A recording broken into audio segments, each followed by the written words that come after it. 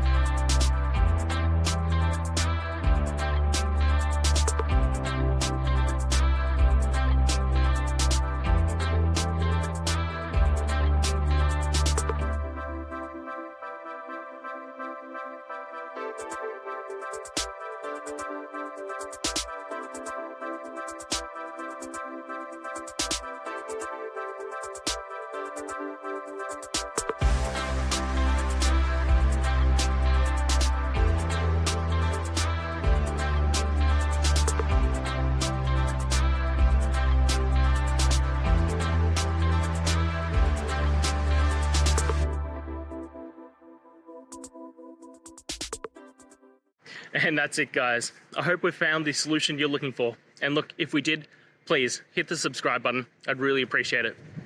And until the next time you need technical help, I hope you have a good one.